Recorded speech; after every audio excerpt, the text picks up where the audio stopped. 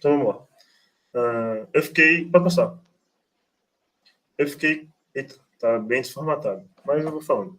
Eu fiquei com a parte dos primeiros assuntos. Da história, da parte de redução, do tipo de redução, enfim. Então, falando um pouquinho sobre a história da fixação interna, né?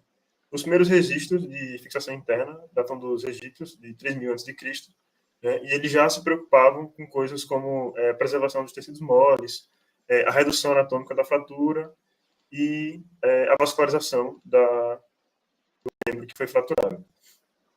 Depois, o próximo marco que a gente vai ter são esses irmãos suíços, Elie e Albin Lambotte. Na verdade, é o Albin que vai ter bastante contribuição, e o Elie é o irmão mais velho dele.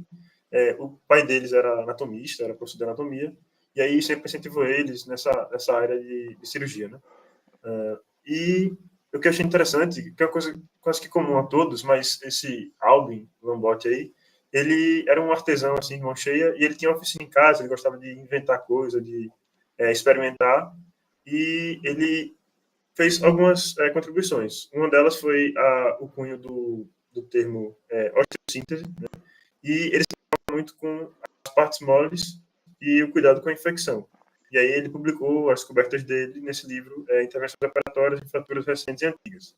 Então ele foi o primeiro a fazer fixação interna com placa. E aí essa foto aí de cima é ele, o do meio, fazendo a primeira fixação, que deu errado, inclusive, mas a próxima que ele fez deu certo. Esse daí infeccionou, e aí, enfim, não sei, terminou, não sei se teve que amputar, mas não deu certo. Mas ele ficou tentando assim até conseguir. Aí o segundo foi esse Robert Dennis, e ele conhece aí, que eu não vou me arriscar a falar, mas que basicamente seria uma fusão autógena. Seria basicamente a ideia que a gente tem hoje de consolidação por primeira intenção, sem formação de calo ósseo. Então ele observou que era possível se a fratura tivesse muito bem estabilizada.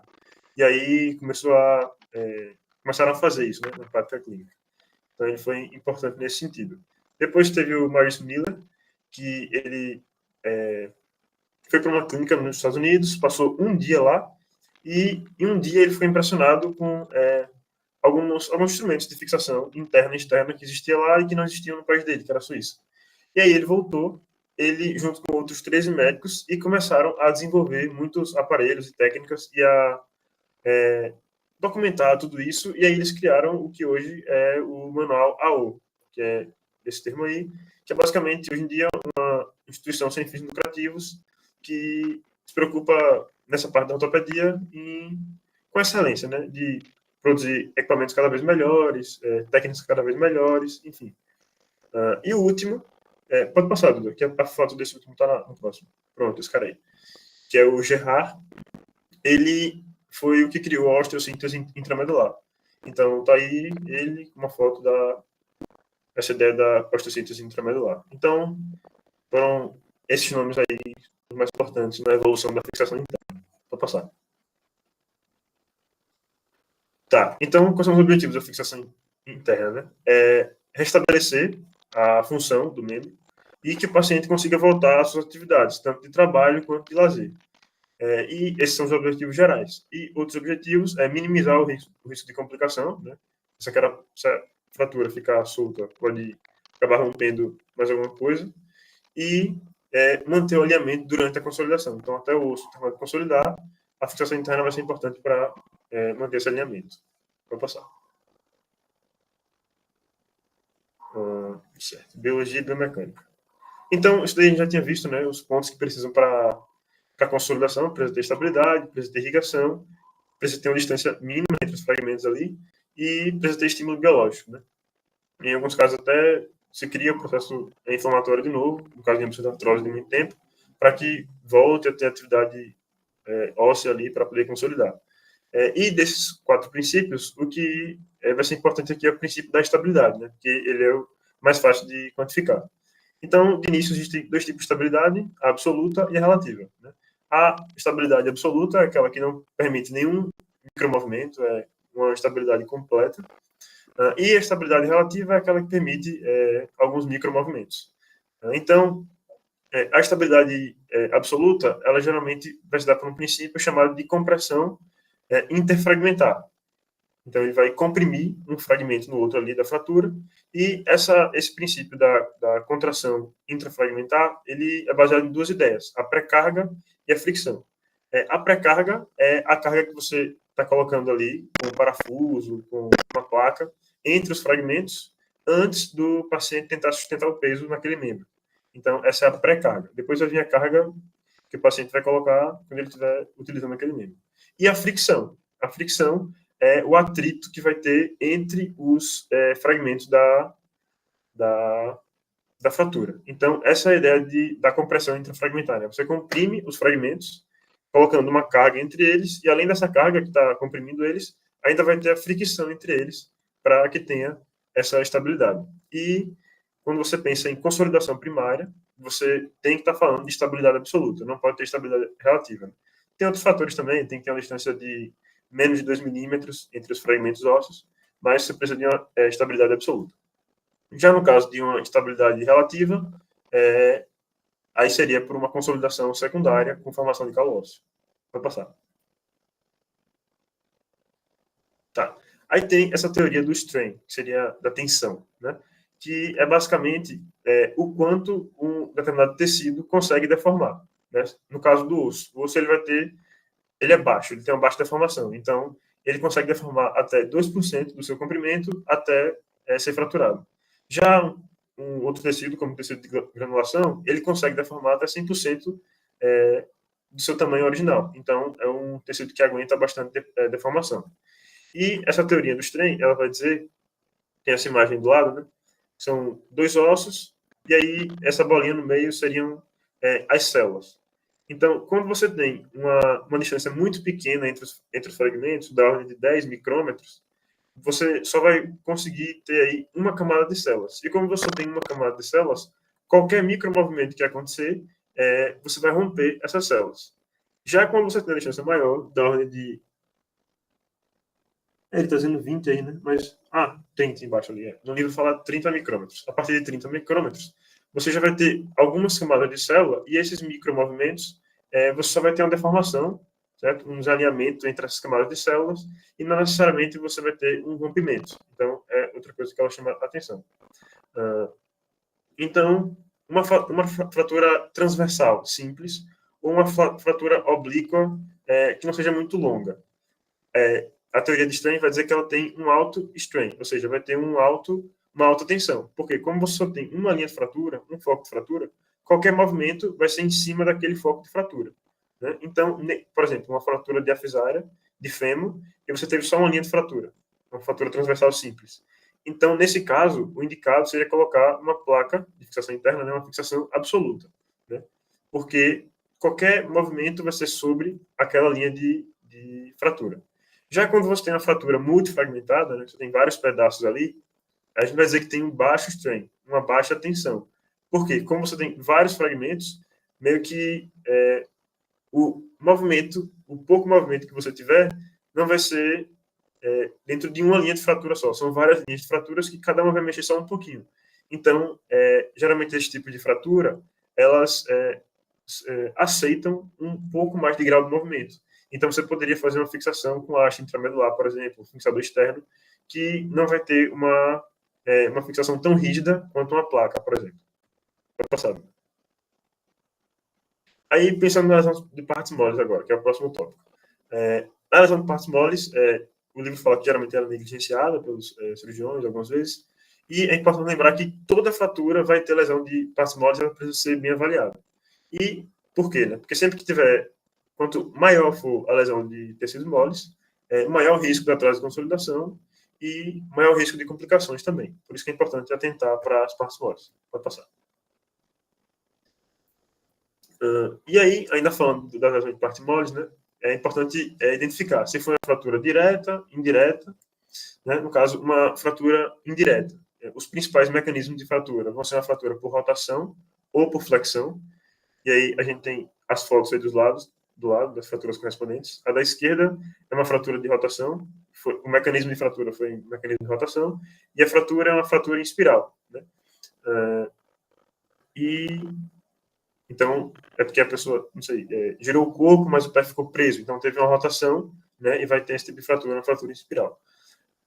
Vai ter um comprometimento menor das partes moles. E a fratura da direita é uma fratura que é chamada de asa de borboleta, e aí foi por flexão, né? Então não necessariamente, pode ter sido também por uma pancada ali, mas pode ter sido só por uma força do próprio osso, assim. Pisou de mau jeito, enfim, caiu do lugar alto. Então é uma fratura indireta, não teve um golpe ali no foco de fratura. E geralmente vai ter um bom prognóstico, tem um prognóstico melhor do que uma fratura direta. Pode passar. Já no caso de uma fratura direta, né, é causada por um golpe direto ali, que vai causar a fratura, vai ter um comprometimento maior de partes moles e vai ter, no mínimo, uma lesão de pele. Mas pode chegar até a ser uma fratura exposta. A fratura indireta também pode ser exposta, mas é mais incomum. Mais comum que a fratura direta seja exposta. Vou passar.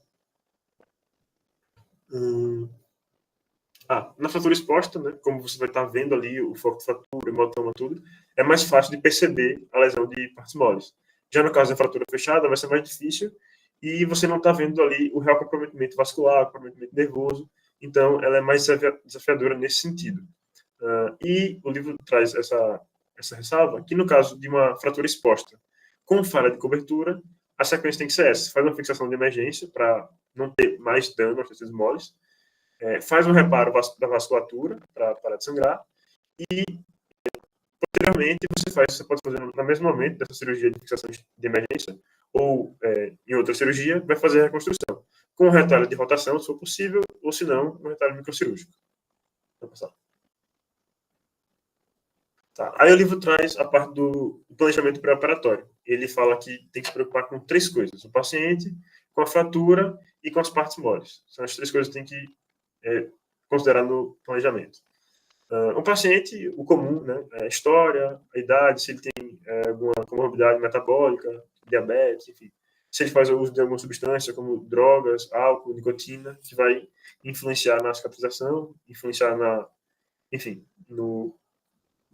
tomada de decisão.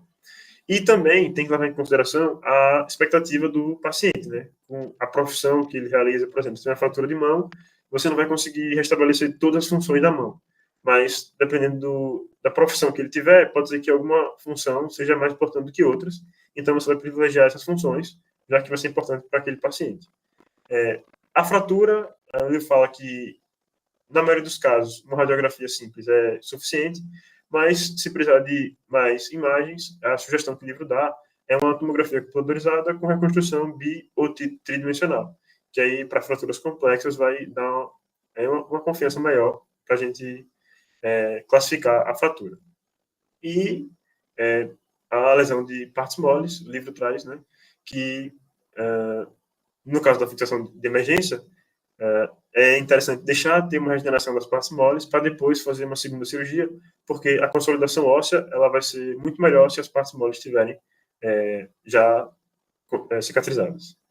Pode passar. Pronto. Agora falando sobre a redução da fratura, né? O objetivo principal da redução é restaurar as relações anatômicas, e isso vai ser feito a partir da reversão do mecanismo da lesão. Só que tem algumas coisas que precisa se atentar, porque uma delas são as seções musculares. Aí tem uma foto, não sei se você consegue aproximar um pouco essa foto, mas você não conseguir, não tem problema não. É uma fratura de fêmur, certo? E aí, boa, Duda, obrigado. E aí ele está mostrando os músculos meio que contribuindo para que a fratura não fique na posição anatômica. Né? Então você tem o glúteo médio ali, que uma das funções dele é a abdução do fêmur, da coxa. E aí a tendência é que esse fragmento ele continue para fora, como está apontando essa setinha aí. E, além disso, você tem os adutores, que vai trazer o outro fragmento do fêmur para medial. Então, o livro traz isso, que os músculos que estão inseridos naquele osso que foi fraturado, quando você chega para fazer a redução anatômica, a tração dos músculos vai sempre tentar trazer de volta os fragmentos para a posição que eles chegaram na fratura. Então, você tem que levar em consideração isso na hora de fazer a redução anatômica. Você pode fazer a redução, mas se você não fixar logo em seguida, os músculos podem desfazer a redução que você fez. Certo? Pode voltar, Duda. Obrigado. Então, as 3 coisas que a gente vai se preocupar na redução é retornar o comprimento do músculo, o alinhamento axial e o alinhamento rotacional, né? Que a gente vai falar dele já já. Outra coisa. Tá. Então, para a parte de baixo aí. Uma das preocupações o grande dilema do cirurgião, quando ele vai fazer a reconstrução, depois da redução, é entre fazer uma reconstrução perfeita e ter cuidado com as partes moles. Porque para fazer uma reconstrução assim, a mais perfeita possível, a mais anatômica possível, talvez precise fazer uma incisão maior, expor mais as partes moles e, consequentemente, ter uma lesão maior das partes moles. Então, tem que ter um equilíbrio entre essas duas coisas. E essa epífise... Não lembro que eu coloquei isso. Pode passar, Bruno. Tá. E aí os tipos de redução, né? Uma redução direta é uma redução que você tem uma aplicação de força diretamente nos fragmentos, e aí, geralmente, a gente associa com uma redução tipo aberta, né? Você tem uma fratura exposta ou você faz uma incisão ali para conseguir ver. Mas não necessariamente uma redução direta está relacionada a uma redução aberta. Eu tinha separado um vídeo, mas não consegui colocar aí, eu posso mostrar já. De um exemplo de redução direta que não é aberta, né? Então, qual é a vantagem da redução direta? Você está aplicando a força diretamente nos fragmentos ósseos. É que você vai ter uma pressão anatômica maior. Diferente de fazer uma redução, você não tem contato com o osso, né? Mas a desvantagem é que vai ser mais invasiva, né? Você vai ter uma interferência maior de partes moles e um risco maior de infecção. Pode passar. Certo. Uma redução indireta, então a aplicação de forças não vai ser direta no fragmento, vai ser no envoltório de tecidos moles que está ali. A vantagem é que você vai ter uma interferência menor de partes moles e um risco menor de infecção, mas a desvantagem é que é mais complexo a técnica, e tanto de ensinar quanto de praticar, e é difícil avaliar se a redução está perfeita, e principalmente a questão do alinhamento rotacional, né? Porque a imagem radiográfica pode enganar. Vai mostrar melhor o alinhamento axial. Pode passar. E, por último, né, a redução aberta é quando o local está exposto. Esse erro português aí, de exposto. Vocês me desculpem, foi a pressa. E as indicações para uma redução aberta, se a fratura não estiver exposta, né, para você abrir e não tentar uma redução fechada, seria fraturas articulares, porque você precisa reconstruir a superfície articular para devolver a função daquela articulação. Fraturas que vão precisar de um alinhamento muito próximo do anatômico, um alinhamento muito preciso, que seriam fraturas no antebraço e fraturas metafisárias. E também, no caso de fraturas, em que o tecido mole ele vai ficar na linha de fratura, ele fica entre os dois fragmentos ósseos. Então, nesse caso, não tem o que fazer, vai ter que ser uma redução aberta. É isso. Deixa eu só compartilhar o vídeo aqui, é bem rápido. Beleza. Mano, você passou bastante, assim, mas eu acho que você pegou muitos temas também para você falar, entendeu? Você passou bem uns 7 minutos aí. Aí acho que você pegou muitos temas para você falar. Foi boa a apresentação, não ficou muito grande, não. Eu deixei porque não ficou muito grande. Os tópicos até que estavam bem resumidos. Só tem 2 coisas que eu quero falar sobre o planejamento pré-operatório, que a gente, sempre quando você for operar, você tem que ter esse planejamento. Né? No livro ele traz, inclusive, você ter radiografias, você ter imagens para você conseguir desenhar e saber como você vai ler os fragmentos, ter as peças já, tipo... Hoje em dia, isso, assim, eu nunca vi, mas com certeza tem já em iPad, tem nesses óculos da Apple aí, provavelmente hoje em dia tá muito... Mas é uma coisa que a gente vai enfrentar no futuro, né? Esse planejamento, você 3D, assim, você conseguir ver como é que você vai fazer, como é que você não vai. E isso acaba tirando tempo de cirurgia, a chance de fazer algum erro, né? E também a qualidade da cirurgia fica outra. E outra coisa também em relação à estabilidade.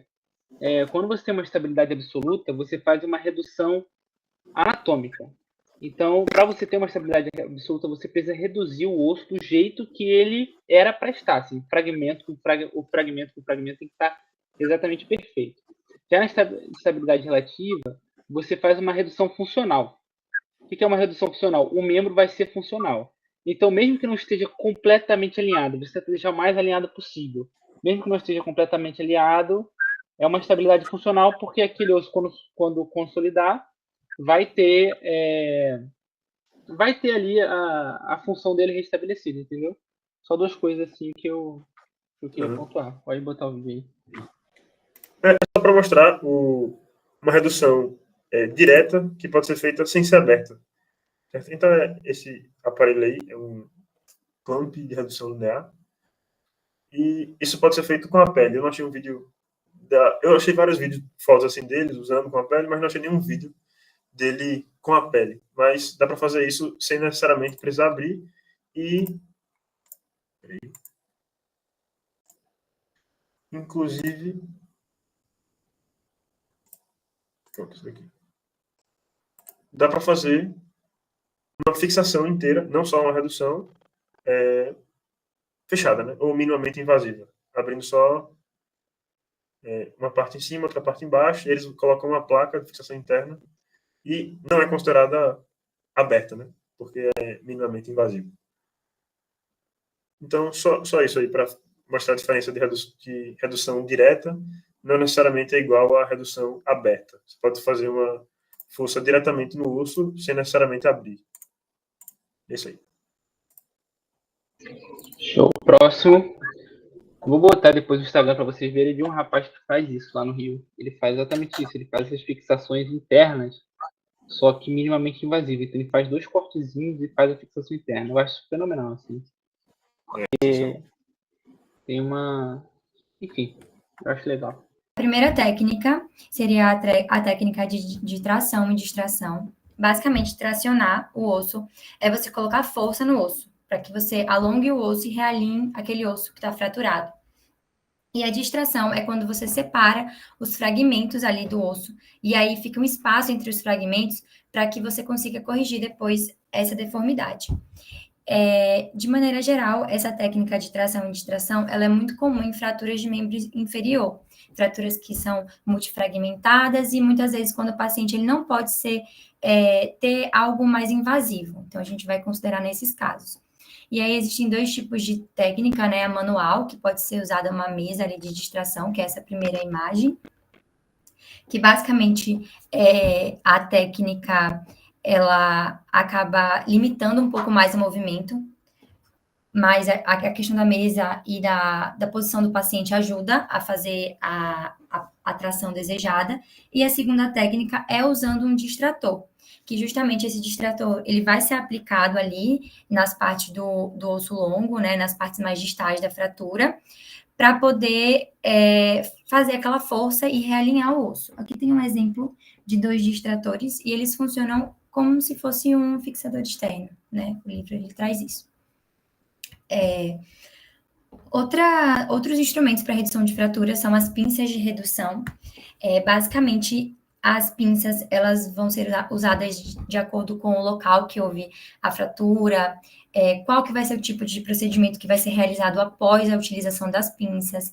Então, elas vão servir para auxiliar ali na fixação definitiva. É isso, estabilidade, isso. Enquanto elas vão garantir estabilidade para que o cirurgião ele consiga alinhar depois o osso.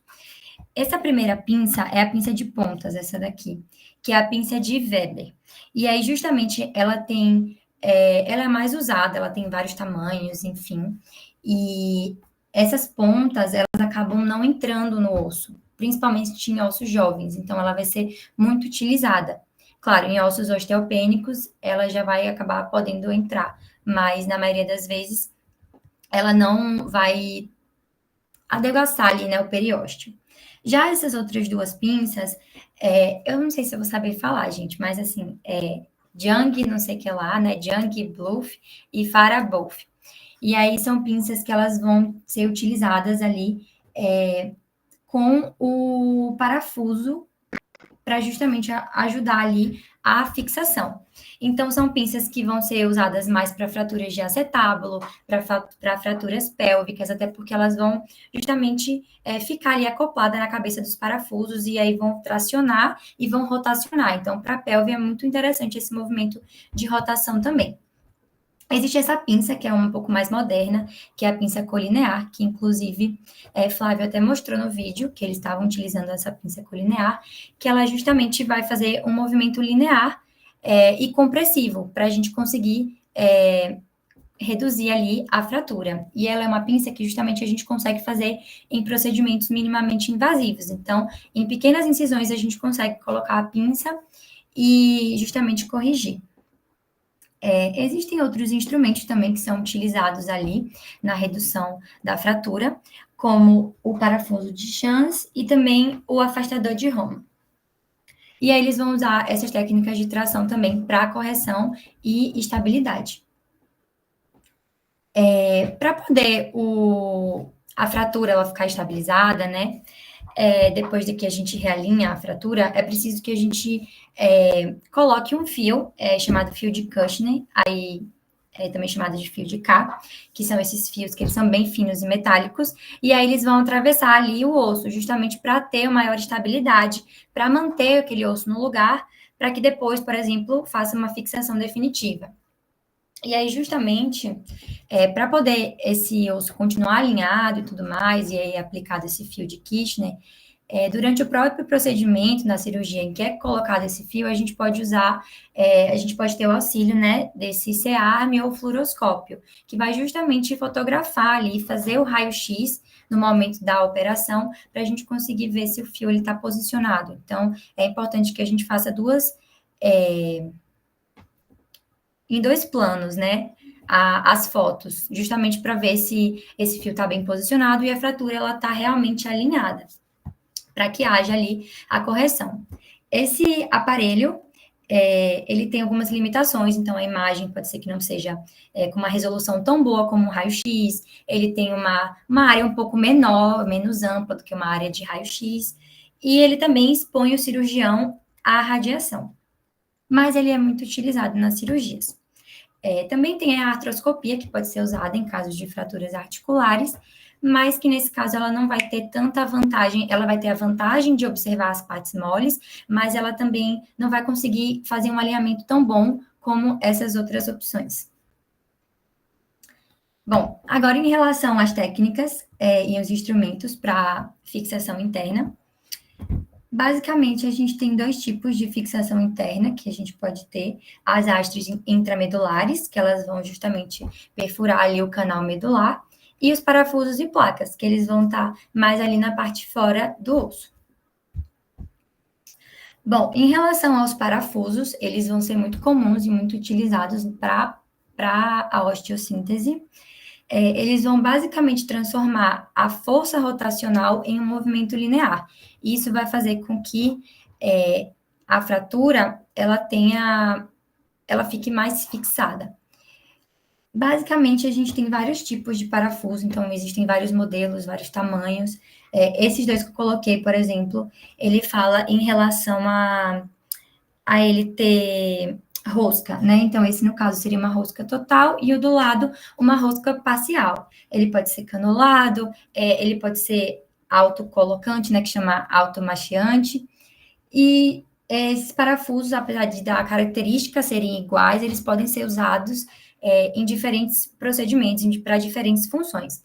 E eles vão ter tamanhos variados, então eles podem ser bem pequenininhos, como um diâmetro de 1,5 milímetros, eles podem chegar a 8 milímetros, isso vai depender do tipo do procedimento mesmo. Bom, em relação aos tipos dos parafusos, a gente vai ter o primeiro, que vai ser o cortical. O parafuso cortical, ele vai ser projetado para o osso cortical, então é um parafuso que ele tem um comprimento menor e um diâmetro menor também, então ele vai chegar até mais ou menos 4,5 milímetros, e eles podem... Aqui está uma rosca completa, mas pode ser rosca parcial também, do parafuso cortical. Já os parafusos esponjosos, a gente consegue perceber que ele tem um tamanho maior e um diâmetro maior também, justamente porque ele tem que penetrar o osso esponjoso, que é um pouco mais interno.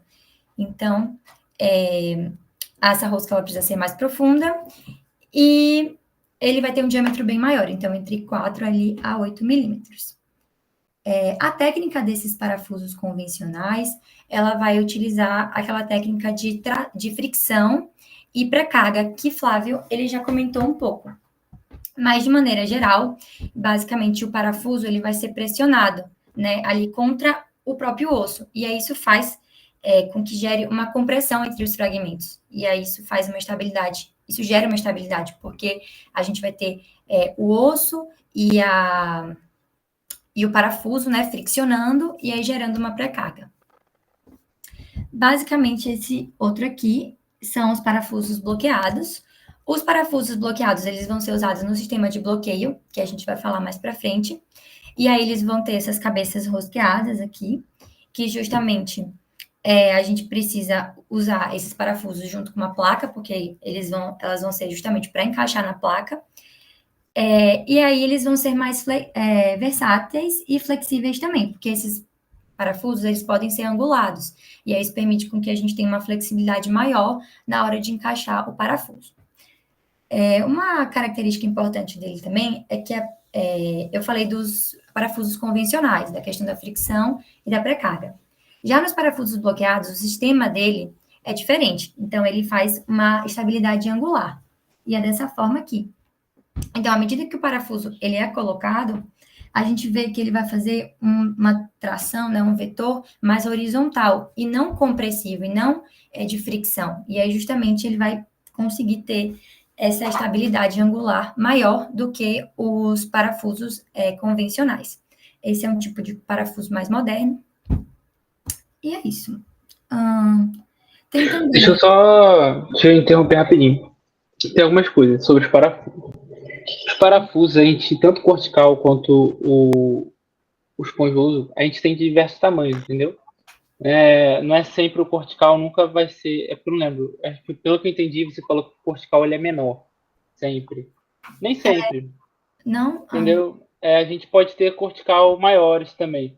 A diferença é exatamente isso que você chegou a comentar. O cortical é feito para osso cortical. E o esponjoso é quando você pega o osso esponjoso. Então, o esponjoso, você não pega só o esponjoso. Você tem cortical, esponjoso, cortical. Né? Então, para essas áreas que você tem o esponjoso no meio, você usa o parafuso esponjoso. Basicamente isso. E o parafuso bloqueado, qual que é a maior diferença entre ele e os parafusos tradicionais? É que o parafuso tradicional, conforme você vai apertando, a cabeça do parafuso entra em contato com o osso, e aí a força, eu não lembro exatamente como é que é a física disso, mas eu sei que a força mais perto da cabeça, ela é maior, né, tem uma força maior do que o resto do parafuso. Então, conforme você vai apertando, essa força vai aumentando, Enfim, o bloqueado ele faz exatamente isso. Ele tem um contato com a placa, então ele trava na placa e mantém a estabilidade. Eu acho. Isso. Ô, Marcos, só sobre isso do cortical ser menor, o que eu vi era, na verdade, não sobre o tamanho, mas sobre a distância entre as roscas e a inclinação. Isso. No cortical, Isso ele, de fato, seria menor, mas seria a menor distância. Isso. As roscas do cortical... bom, aí eu não sei exatamente qual que é o nome disso, mas entre as roscas tem mais rosca, né? Vamos dizer assim, no cortical. O esponjoso é mais espaçado. Aí tem uma coisa que a gente chama o diâmetro cis e o diâmetro trans. O diâmetro cis é o diâmetro da rosca, o diâmetro trans é o diâmetro da alma, tá ligado? Então, tem algumas diferenças assim, em relação a esses parafusos. Mas eu acho que a gente não precisa especificar muito nisso agora. Certo. Pode continuar. Só isso que Marcos falou, só para complementar, porque realmente é importante, eu acabei passando por cima, mas vale a pena lembrar que justamente a modernidade desses parafusos é justamente isso, da fricção ser diminuída, porque o contato da placa, do parafuso osso, placa-osso, ele é reduzido, então não tem essa pressão da placa contra o osso, justamente por conta dessa questão da cabeça do parafuso que você falou em relação ao corpo. Aqui tem outros tipos de parafuso, o parafuso de placa e o parafuso de posicionamento. O parafuso de placa, ele vai ser justamente... Calma. Aqui. Os parafusos de placa, eles vão ser justamente para posicionar ali na placa mesmo. Eu não vi muita diferença não, para ser sincera, assim, do que eu acabei de falar. Mas, em relação ao parafuso de posicionamento, é geralmente esse tipo de parafuso que ele vai servir para justamente manter uma estabilidade. Bom, aqui tem em relação ao parafuso de tração. O parafuso de tração, ele vai ter um mecanismo de se colocar... Eu vou mostrar um vídeo que eu acho mais fácil, mas de maneira geral, esse parafuso de tração, ele deve ser inserido de maneira geralmente, né, é indicado que seja inserido de maneira perpendicular, para justamente a gente conseguir. Porque eu acho tão difícil esse assunto, então, assim, tá sendo um pouco complicado, mas, de maneira geral, a gente vai ter o córtex remoto, que é o córtex oposto ao lado da fratura, né? E aí, basicamente, para a gente conseguir estabilizar aquilo dali, a gente precisa comprimir os dois fragmentos e fazer com que a rosca desse parafuso ele esteja no córtex que é do lado oposto da fratura. Então, a gente justamente precisa fazer esse espaçamento, né, com a broca, e aí justamente a gente usa uma broca maior para fazer esse diâmetro inicial aqui, essa abertura inicial, e depois a gente faz também uma... Deixa eu botar o vídeo aqui que vocês vão entender. Eu vou tentar explicar pelo vídeo, que eu acho que talvez seja mais fácil para mim. Bom, tá. Aqui tá a fratura fibular, né? Uma fratura... Cadê? Isso. Aí a gente vai fazer a inserção agora aqui do parafuso da tração. Então, a gente vai primeiro colocar uma broca, né? Que ela vai ser maior ali. Aqui tá mostrando o córtex e o canal intramedular. Então, vai ser colocado aqui uma broca, que ela é maior que o diâmetro do parafuso que a gente vai colocar. E aí, a gente vai fazer um orifício para a gente poder deslizar esse parafuso, que é esse primeiro...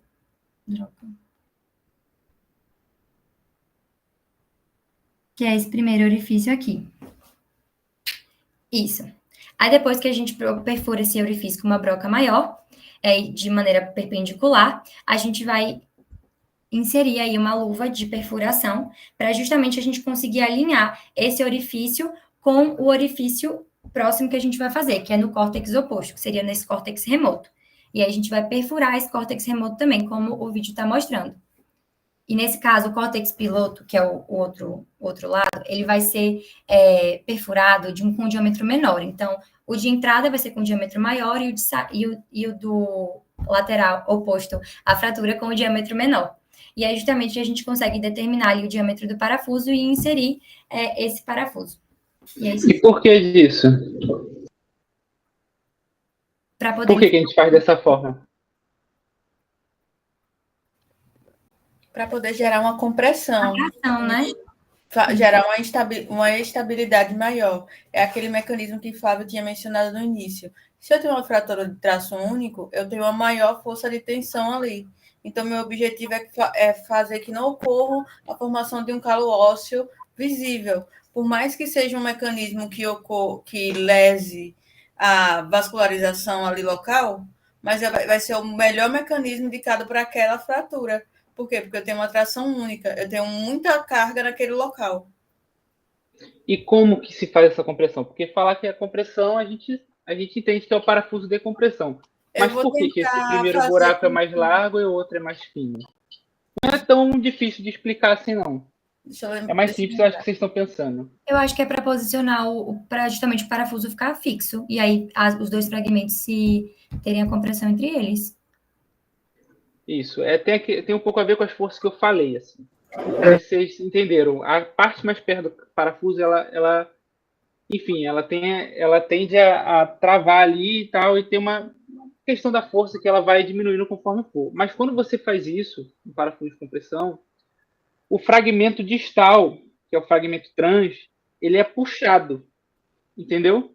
Então, o parafuso, a parte de cima, ele só fica travado, ele não fica ali rosqueando, e o parafuso mais distal, a parte mais distal, a cortical mais distal, que seria o fragmento trans, ele é puxado e é comprimido, a linha da fratura é comprimida por causa disso. É a mesma ideia do fio de Kirchner olivado, né? Que eu acho que a parte da cortical oposta, ela vai estar sendo puxada pelo parafuso. E a cortical, esqueci o nome agora, mas a cortical da fratura, como ela não teve a pega do parafuso, ela vai ser empurrada pela cabeça do parafuso. Então, você está puxando a mais distante e empurrando a que está mais próxima. Aí comprime. É isso aí. O olivado é meio que o contrário, eu acho. Porque o olivado é a oliva que vai empurrar, entendeu? A oliva que vai... Mas é mais ou menos essa ideia mesmo. A relação da oliva... A oliva funcionaria como a cabeça do parafuso, empurrando, né? Só que no caso do Orivado não tem a tração. Pronto, pode continuar. Obrigada, gente. Acho que vocês conseguiram traduzir isso melhor até do que eu estou falando. Basicamente, essa técnica de perfurar com a broca e rosquear esses ossos, e rosquear é justamente indicada para ossos corticais, que são ossos mais rígidos, ou ossos esponjosos rígidos, que são geralmente de pessoas mais jovens. Bom, então foi aqui em relação aos parafusos, e agora em relação às placas.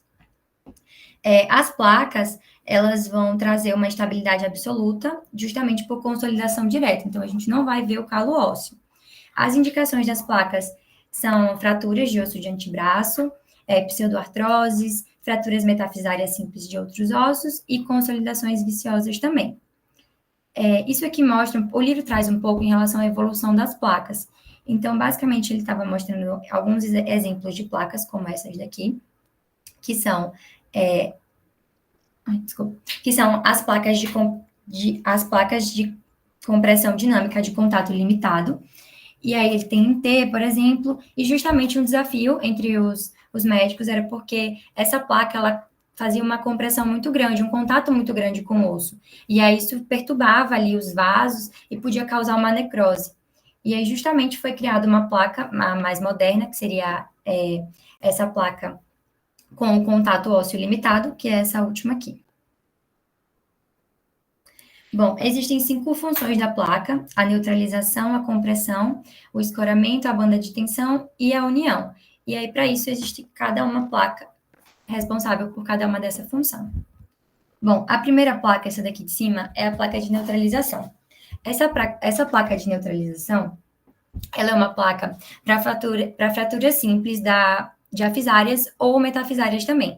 E são fraturas, como o Flávio tinha comentado, né? Por forças rotacionais, enfim, fraturas mais indiretas. E aí, justamente, essa placa, ela vai, no meio, ter esse parafuso, né? Ali, perpendicular, que vai fazer com que aumente a estabilidade da fixação por aquela questão que a gente já comentou, desse parafuso perpendicular, de trazer mais estabilidade. Essa placa de baixo, ela já traz mais compressão. É uma placa que está mais associada a fraturas mais transversais, como fraturas também que acontecem no antebraço, e se vocês puderem perceber, ela tem um pouquinho de curvatura. E aí, essa curvatura, ela acaba fazendo com que ajude a comprimir melhor o osso. Bom, essa outra fratura é a antideslizamento, que ela é usada principalmente em fraturas na articulação, como fraturas de maléolo, fraturas ali da parte da tíbia. E essas placas, elas vão fazer com que o fragmento ele não se deslize. E aqui tem alguns exemplos não, de como ela é montada, né? Essa outra aqui, de fêmur, ela é da banda de tensão.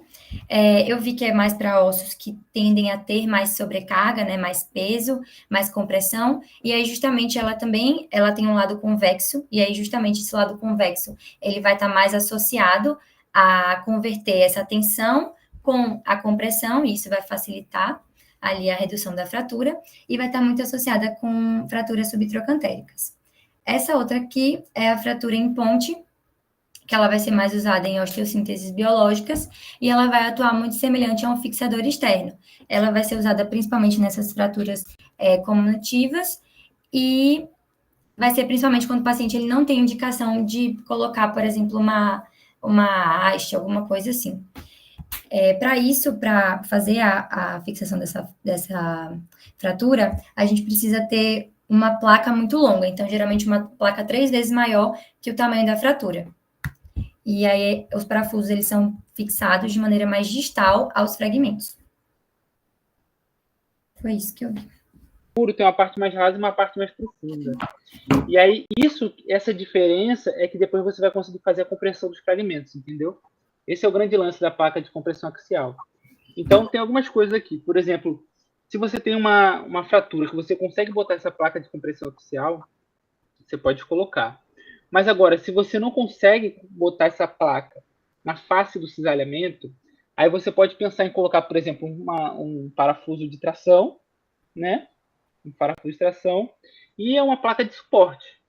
que vai ser uma placa só para poder suportar ali e ajudar a distribuir as forças, entendeu? É uma placa de proteção, na verdade. A placa de suporte ela é exatamente contra esse cisalhamento. Por exemplo, você tem aqui o platô tibial, né? Você tem o platô tibial. Você teve uma fratura aqui, um cisalhamento. Você vai botar essa placa para impedir que haja o cisalhamento. Esse é o grande lance dessa placa anti-cisalhamento que você falou, que o nome dela a gente chama de placa de suporte. Então você vai colocar ela para impedir que aquele fragmento sofra o cisalhamento. Entendeu? E eu acho que é isso que eu anotei, porque eu perdi minhas anotações todas aqui. Mas acho que é isso. Alguém quer complementar mais alguma coisa? Não, fico com uma dúvida. Quando você falou, quando não dá para colocar uma placa, como assim? É porque tem alguma estrutura perto que não permite? Cara, depende. E também você tem que colocar a placa na face do cisalhamento, entendeu? Possa ser que tenha alguma estrutura, por exemplo, sei lá, dependendo do que você tem que descolar, como que você tem que entrar, entendeu? No fêmur mesmo. Se é numa face mais interna do fêmur, por exemplo, você teria que colocar a placa. Depende muito da anatomia do local, entendeu? Às vezes não é possível colocar uma placa de compressão axial.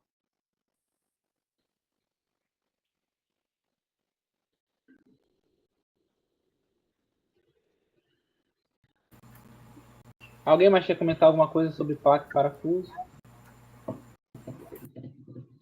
Não? Vamos passar então. Pode seguir? Pode.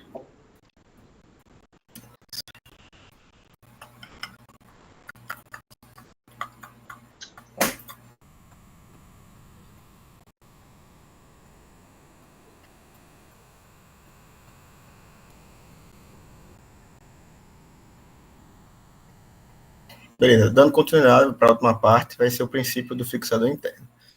Como já foi comentado anteriormente, a placa bloqueada, ela que vai ser chamada de princípio do fixador interno, foi criada por Tepic e Perry, que o objetivo é limitar justamente o contato placa e a cortical óssea.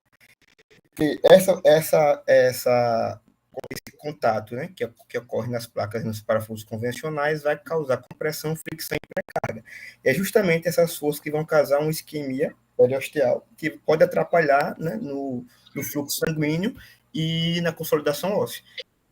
E outra vantagem também do uso de placa bloqueada é porque você pode usar uma angulação. E essa angulação contribui para a estabilidade de ossos mais fracos, né, com osteoporose, e também para resistência a colapso secundário, que seria uma fratura, uma outra fratura, então não apareceu a imagenzinha, mas aqui eu tenho uma imagenzinha que mostrava que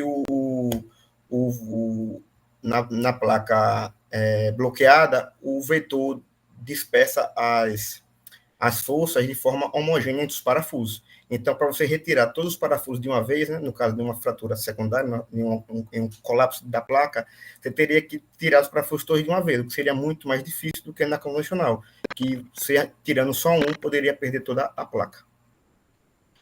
Aí, falando um pouco agora mais de alguns exemplos, eu trouxe o fixador de estabilização menos invasivo, que é o LIS, que ele é utilizado para fratura de fêmur distal, e ele tem uma aplicação interessante, porque ele tende a ser um pouco menos invasivo, já que ele vai ter essa parte aqui de preto, que é como se fosse um gabarito, onde você vai ter essas aberturas para passar os parafusos e fixar incisões percutâneas. Então, é muito útil, né, utilizado para essa fratura de fêmur distal e traz melhores resultados clínicos, e ficaria mais ou menos nessa conformação aqui, como está nessa imagenzinha com esse gabarito, o gabarito já com indicação das incisões.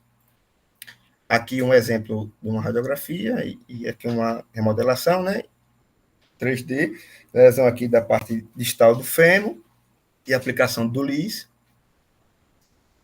E também falando um pouco sobre a haste intramedular, né, a indicação é para fratura, é o padrão ouro, né, de fratura de diáfise de tíbia e de fêmur, é a haste intramedular.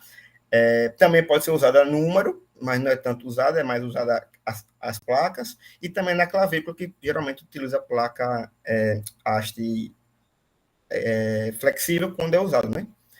E aí, um dos princípios vai ser a questão do compartilhamento ou da sustentação do peso, a depender do grau da fratura, e vai formar calo ósseo, né? Vai ser uma consolidação secundária, vai ter micromovimentações e vai formar a consolidação. E aí é importante, uma das coisas que se deve prestar atenção quando se utiliza a haste intramedular é justamente o deslocamento axial e rotacional. Por isso que é importante que ocorra o bloqueio dessa haste, para que justamente principalmente, né, o deslocamento rotacional não acabe causando um vício de consolidação. Aí nessa imagem aqui tem um exemplo de um haste intramedular com os parafusos, né, distal distal e proximal de bloqueio. Aí tem alguns aspectos que eu achei interessante abordar, que é sobre a fresagem e a não fresagem. Fresagem é como se fosse um desgaste, né, do canal medular para passagem da haste, e aí tem algumas situações, por exemplo, na fresagem você pode ter lesão por necrose térmica, né, por aumento de temperatura a mais de 50 graus. Você também pode ter lesão dos vasos do endósteo, e aí que geralmente demora 8 a 12 semanas para retornar, mas com a fresagem pode superar esse tempo, então pode ter algum problema de fluxo sanguíneo para a fratura. Outro ponto também é que a haste sólida tem mais chance de prevenir infecção, a oca tem mais chance de ter infecção. E o fio guia é muito importante ser utilizado para a passagem da haste intramedular. E o bloqueio, né, proximal e distal geralmente é feito com 2 parafusos, como está aqui na imagem. Então, a fratura de diáfise aqui, tíbia e fíbula, passou a haste intramedular e teve o bloqueio tanto proximal quanto distal, né, principalmente para conter aquele vetor rotacional. Aí uma coisa que eu fiquei curioso é sobre como é feito esse bloqueio, e aí eu trouxe essa imagem, que é aqui a passagem, né, da haste já no canal medular, e teria esse gabarito, né, esse guia, para o bloqueio proximal, e o bloqueio distal poderia ser feito, como ele chama lá no livro, por mão livre, com a ajuda da radiografia, para visualizar as aberturas distais da haste, para passar os parafusos e fazer o bloqueio distal. Aqui tem um bloqueio de uma haste do fêmur, né? Uma fratura de fêmur com bloqueio também. E aqui outras aplicações que seria uma placa, né? Numa lesão de húmero, o haste também, lesão de húmero, eu falei, geralmente utiliza-se, né? No livro fala-se que é muito mais utilizado a placa, mas também pode ser utilizado a haste, e na lesão de fraturas de antebraço, geralmente não se usa assim, não usa haste, geralmente é só placa, ou às vezes fio de Kirchner também. E sobre algumas aplicações, principalmente de fixador interno, seria as infecções, né, riscos de infecções, afrouxamento de parafusos, e falando especificamente da fresagem, né, aumenta o risco de tromboembolismo pulmonar, aumenta o risco de insuficiência respiratória, e também o alinhamento errado na passagem de uma haste intramedular pode ocorrer o risco de um alinhamento vicioso na consolidação da fratura. É isso.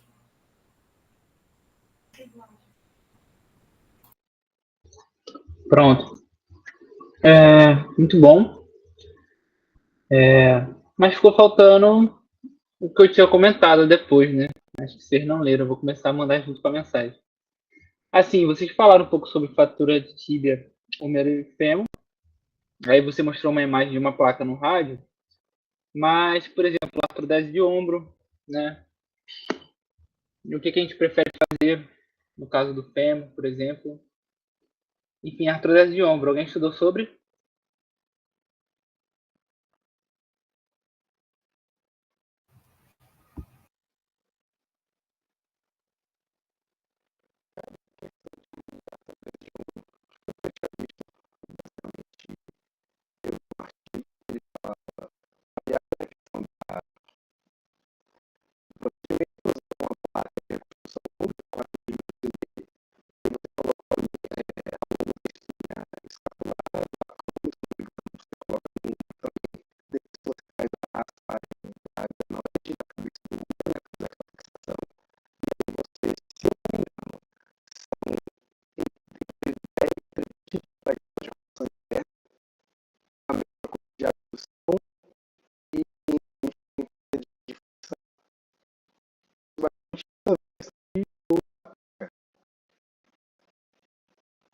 Então, o Diego vai até saber falar melhor que eu, mas são algumas coisas que vocês vão ver muito com a gente, assim. Com a gente em si, vocês vão ver muito artrodese de ombro. E Field Kirchner, enfim, o Dr. Alex não faz muito placa e fixação interna no USE, né? Porque geralmente você está tratando as complicações disso. Mas vocês vão acompanhar os outros doutores, né? O Dr. Leonardo faz muito WASH, faz muito DHS para transtroncatética, faz muito DHS, faz muito WASH, faz placa, né? Coloca muito parafuso. Então, assim, essas técnicas assim são coisas que vale a pena depois vocês lerem sobre, para a gente conseguir auxiliar, até mesmo durante cirurgia com o Dr. Léo. Eu já vi ele passar alguns parafusos, por exemplo, para estabilizar o pilão, alguns parafusos canulados, para ter a compressão ali. E aí depois com o Dr. Alex precisou passar um fio de Kirchner e um parafuso canulado para poder estabilizar o côndilo femoral, que é basicamente o mesmo princípio, entendeu? E eu lembro que na época eu não sabia fazer. E depois eu fui ver com o Dr. Léo e aprendi a fazer. Então são coisas que a gente precisa saber. A artrodese de ombro tem várias técnicas, eu vou mandar um artigo para vocês. Mas a que a gente usa é a técnica de Richard, se eu não me engano. A gente coloca uma placa, 14, 12 furos, assim, e a gente modela ela de acordo com exatamente isso. A gente pega a espinha da escápula, pega a espinha, passa por cima do húmero e desce pela face aqui mais anterolateral do braço, né? Mais lateral, na verdade, poderia dizer, do húmero. E aí a gente coloca os parafusos e coloca geralmente 2 parafusos canulados. Às vezes a gente coloca 3 parafusos canulados. A posição que a gente deixa é 30, 30, 30. Então 30 graus de abdução, 30 graus, então abdução no braço, né? Só para lembrar, abdução é isso aqui, 30 graus de flexão do ombro, que é isso aqui, e 30 graus de rotação interna. É o que a gente tenta deixar o paciente conseguir alcançar a boca. E o que a artrodese faz? Quando você trava a articulação do ombro, mesmo que ele não tenha deltoide, ele ainda tem trapézio, entendeu? Ele ainda tem alguns músculos aqui que vão fazer levantador da escápula. Então ele consegue fazer isso aqui. Como o ombro está grudado na glenoide, se ele tiver um mínimo de movimentação aqui depois de uma transferência muscular, por exemplo, ele consegue colocar a mão na boca e comer, por exemplo. Entendeu? Esse é o princípio da artrodese de ombro, por isso que é importante. Você aumenta a mobilidade do paciente. É até melhor do que você fazer Isso, escápula torácica. Tudo transfere, não é mais o deltoide que vai fazer esse movimento. É isso aí. Quer falar alguma coisa, Diegão?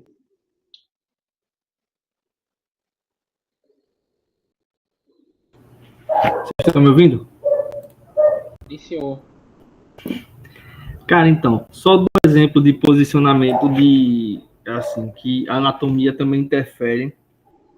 É como o Marco falou, o nosso princípio, quando você vai fazer uma placa, você sempre vai tender a pegar no ponto de tensão. Você tem um ponto de compressão e um ponto de tensão, você quer evitar esse ponto de tensão. Você tem que botar a placa na posição em que na hora que você fazer o bloqueio dela, ela vai travar e impedir que o osso abra. Certo? Se você bota no ponto de compressão, não vai adiantar nada com o movimento. A tendência é que a placa entorte, vai quebrar o material de síntese e você acabou fazendo nada. Só que nem sempre isso é possível. Seja numa posição medial de fêmur, porque ali você está passando os vasos femorais, no nervo femoral. Seja numa posição posterior de fêmur, próximo de côndilo, porque ali você está na região poplita, que também é cheio de vaso. Você vai ter comprometimento também, por exemplo, se você, para evitar o cisalhamento, não é tão comum, mas você tem, por exemplo, a fratura distal de rádio, ela pode ter uma fratura de desvio dorsal e não volar. Dorsalmente, você tem que ter uma placa específica, porque no dorso você tem os compartimentos dos tendões extensores. Então, se você for fazer uma reconstrução com uma placa convencional, você vai acabar comprometendo esse movimento. E aí, é nisso que você tem que fazer a jogada com os materiais de síntese. Pô, eu tenho uma fratura de rádio distal que está com desvio dorsal e não volar. Pô, eu posso tentar colocar uma placa de reconstrução de rádio distal volar, só que a tendência é que o fragmento arranque dos parafusos e deslocando para posterior. Beleza, então eu teria que botar uma placa posterior, mas eu não tenho uma placa específica de reconstrução dorsal de rádio, porque eu não estou trabalhando num privado da vida, não tenho como pedir a ortoplan para mandar a placa. É uma placa cara pra caralho. E aí eu só tenho placa de tecido granulado. Só que se eu botar, eu vou fazer merda. Então, beleza, eu já sei que eu não posso fazer com placa. O que é que eu tenho de opção? Fio de Kirchner. Então, a gente tem sempre que fazer esse jogo de saber o que é que escolher no momento, a depender da fratura. Você sempre tem um guia, fratura cisalhante, você bota no ponto de cisalhamento para evitar o deslizamento. Só que nem sempre... É aquela jogada de sempre saber a anatomia da região da sua fratura. É com base nisso que você vai determinar o seu fixação. Agora, de ponto interessante sobre a haste intramedular, da fresagem. Se eu não me engano, quando você faz a fresagem, a vascularização endosteal, se eu não me engano, é só até 1/3 da vascularização da cortical, que é o terço interno. Então, se você não tem um grande comprometimento, qual o grande problema de você fazer fresagem? Principalmente em fratura que teve exposição, que foi mal conduzida, então a chance de você ter uma infecção, evoluir com osteomielite, perder material de síntese é grande, certo?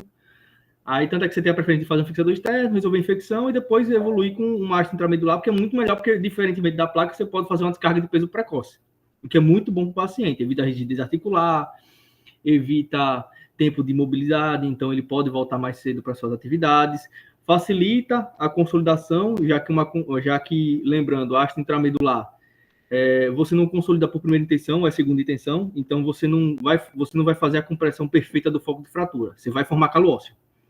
Se tem que formar calo ósseo, então a mínima movimentação contribui. Mínima movimentação, como a gente falou da outra aula, descarga de peso, piezoeletricidade, estimulação de deposição óssea e regeneração. Mas tem gente que defende a haste não fresada para evitar esse dano de vascularização interna, porque externamente já pode ter um dano das partes moles. É possível, só que você também tem problema de não fazer fresagem. Primeiro, quando você não faz fresagem, automaticamente você tem que usar uma haste de diâmetro menor. Se você usa uma haste de diâmetro menor, a tendência dela evoluir para uma quebra de material de síntese é muito grande, porque ela não vai ter a mesma resistência, certo? Outro ponto é a questão do bloqueio.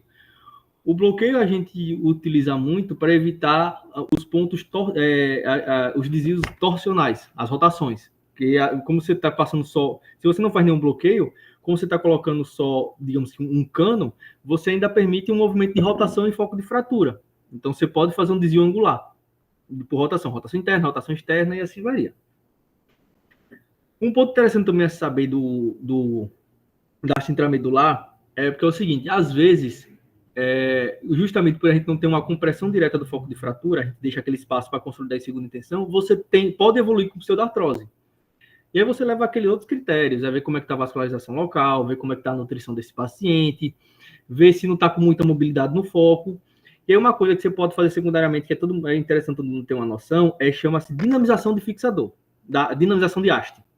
Que é o quê? Você sempre coloca o bloqueio proximal e distal. Só que justamente quando você evolui com a pseudartrose, mas você nota que está com aquela hipertrofia óssea, a famosa pata de elefante, você está com o canal aberto porque você está com uma haste lá dentro. Então, você sabe que o seu canal está pérvio. E você nota que tem uma alta deposição uma deposição óssea, você tem uma neoformação óssea, só que justamente por não ter uma estabilidade, um mínimo de estabilidade necessário, você não consolida. Aí você faz a dinamização, que é remover o parafuso distal, na descarga de peso vai ceder, certo? Então, isso vai fazer uma compressão direta de foco de fratura, e aí você conduz sem ter que fazer nenhuma outra intervenção, que a tendência dele é consolidar. Mas de ponto que eu lembrei é isso. Nessa dinamização, não corre risco de o foco de fratura ficar sem estabilidade e aí ficar destruindo o calócito formado? Então, cara, tecnicamente tem, porque você volta até aquela possibilidade rotacional, certo? Mas, em si, você segue fazendo uma certa produção de membros, você não vai mandar o cara sair andando, certo? Porque você ainda não está com a fratura não consolidada. Só que aí você pode mobilizar com gesso, às vezes nem isso é necessário, porque você já tem uma mínima proteção em alinhamento prévio, porque até a formação do calo ósseo, meio que ele vai bloquear um pouco o movimento, mesmo não tendo consolidação, por causa da formação, como se fosse, digamos que, o encontro de cordilheiras. Você tem um certo bloqueio de movimento ali. Se você ficar nessa dúvida, um exemplo que você poderia fazer seria o seguinte: você remover o parafuso, fazer porque geralmente a arte distal, se eu não me engano, ela tem 2 pontos para você fazer inserção de parafuso. Você pode fazer 2 parafusos de bloqueio distal. Geralmente tem gente que acaba fazendo um só. Você faz um, dinamiza na compressão, você bloqueia o segundo, você bloqueia o outro furo, porque como a dinamização não é um espaço muito grande, se você for tentar fazer pelo mesmo furo da haste, você pode acabar incorrendo no furo anterior. E aí você não vai ter ponto nenhum de fazer a ancoragem. Mas aí você pode bloquear com outro parafuso. Mas no geral, o pessoal só faz essa dinamização. Você remove o parafuso, a tendência é que já haja uma compressão intrínseca, você não precisa fazer nenhuma outra intervenção e ela acaba consolidando. Mas para ter essa compressão, ele não precisa pisar, não? Para poder comprimir? Cara, então, não necessariamente. O ato de pisar, você faria aquela indução por condução de pisoeletricidade, certo? Porque você daria esse estímulo para fazer a neoformação óssea. Só que o princípio em si eu não vou saber lhe explicar, cara. Mas quando você faz a dinamização, você já consegue realizar a compressão do foco, certo? Você não vai não dar o paciente nada, até porque ele está com a pseudartrose. Então ele vai ter dor, a movimentação, ele vai fazer proteção do membro, certo?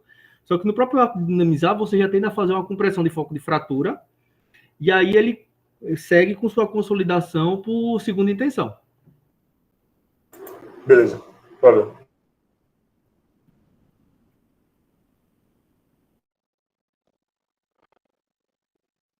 Alguém mais quer acrescentar alguma coisa?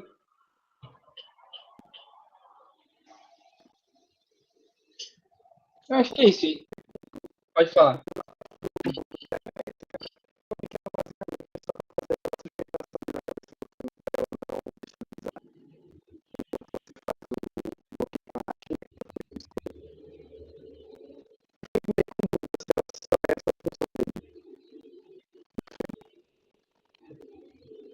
Cara, eu não sei te dizer se ele é provisório assim, não, cara. Eu acho que o DHS pode ser definitivo, viu?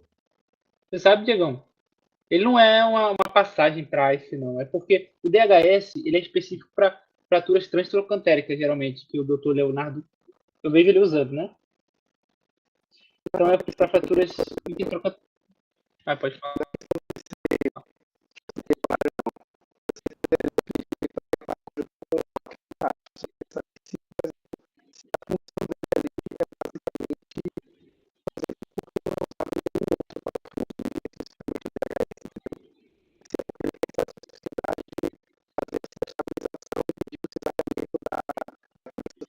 Isso, é para compressão, É um parafuso diferente, assim. Mas é basicamente o princípio da compressão mesmo.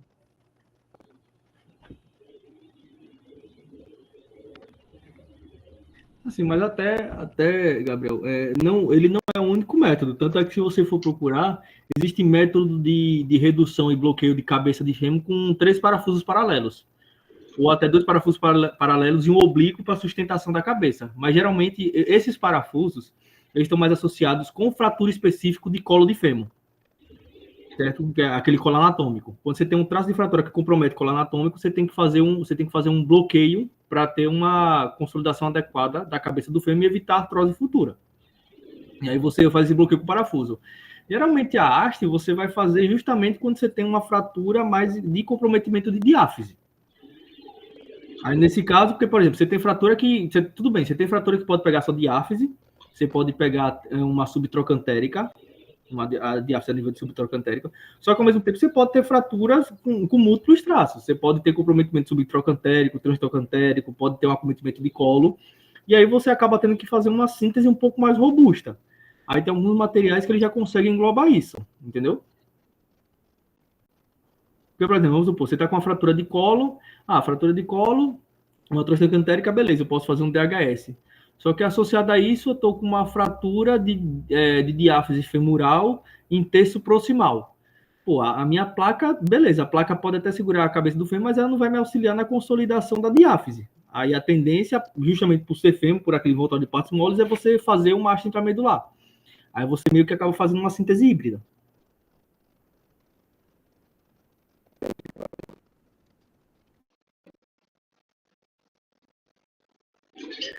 Acho que é isso, galera.